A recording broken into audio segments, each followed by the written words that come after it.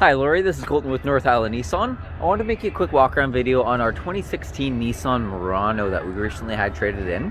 It sounds like the Honda or the Ford Edge might not have been the perfect vehicle for you.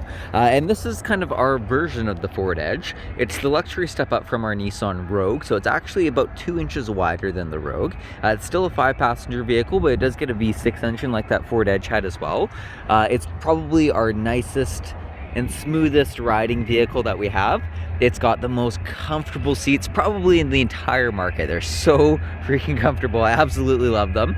And then this is the SL trim level, so it comes with a lot of really great features too. It's got the full leather interior in it. Really cool styling. I love the styling of them on the outside. They stand out a little bit. They've got some really nice lines that do kind of run all the way down the side of it, so it's really cool for that. Getting into some of the features that the SL model has. There's a button on the door handle here you can use to lock and unlock it. And it is a push button start, so you never need to take the keys out of your pocket. It does have an almond leather interior, they call it. And it is kind of a two-tone with the top of the dash there. And I will run over some of the interior features when I come around to the driver's side. Lots of back seat space. They are adjustable back seats as well, so they can recline back into multiple different positions as well, so they're not just fixed into the one spot. They do have an armrest that folds down in the middle. There is a USB port down there too.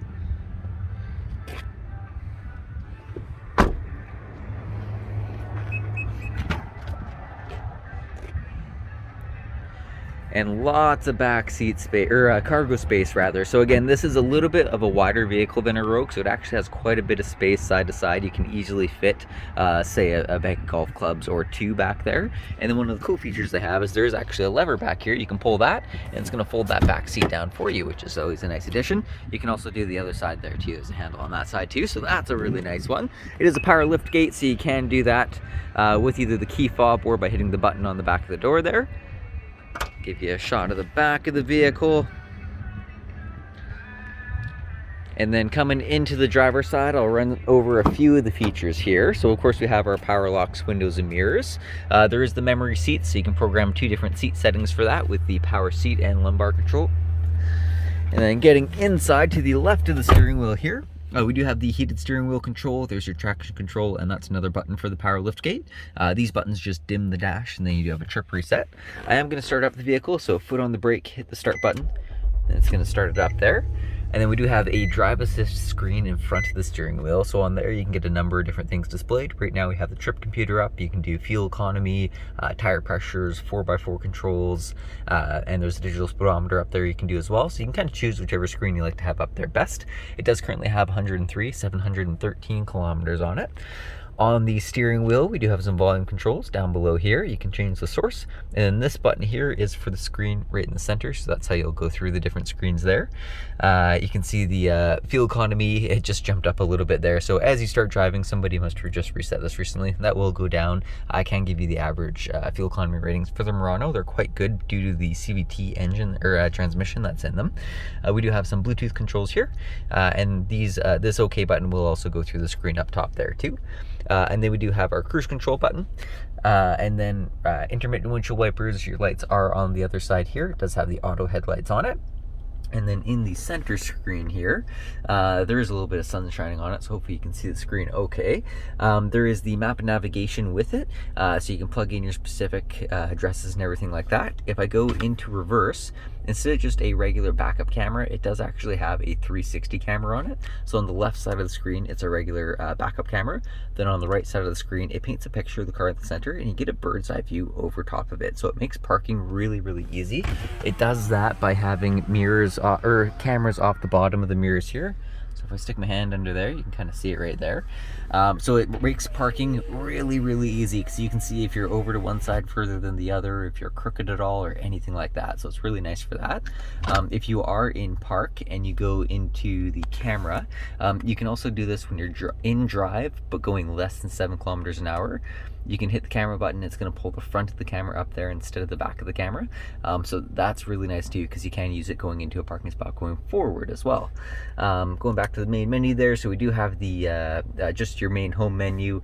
You can hit the map button to bring the map up as well.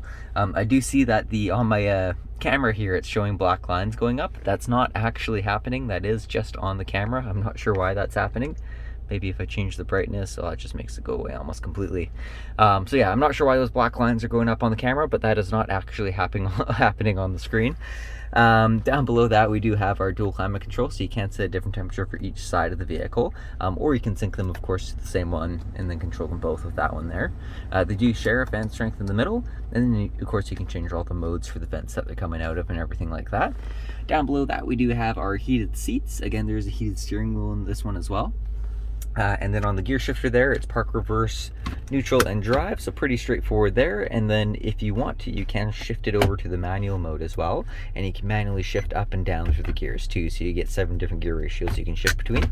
So that's really nice as well. I don't use it too often in my car, but if I'm ever coming down from the mountain, I can kind of save your brakes on the way down, which is nice. Right here, it's just kind of a little cubby hole. Oh, there we go.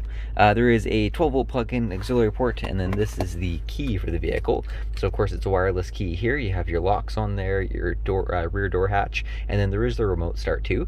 Nissan does have an intelligent remote start in it, so no matter what you set those temperatures to in the evening, even if it's cold temperature, if everything's frosted over in the morning and you go to use your remote start, it will automatically adjust the inside temperature accordingly, and so it's going to turn the heat on for you. If it's cold enough, it'll even turn your heated steering wheel on too, and it's going to warm everything up for you. So it doesn't matter what temperature you set last, it will automatically adjust the temperature outside and adjust it accordingly. So that's a really nice one.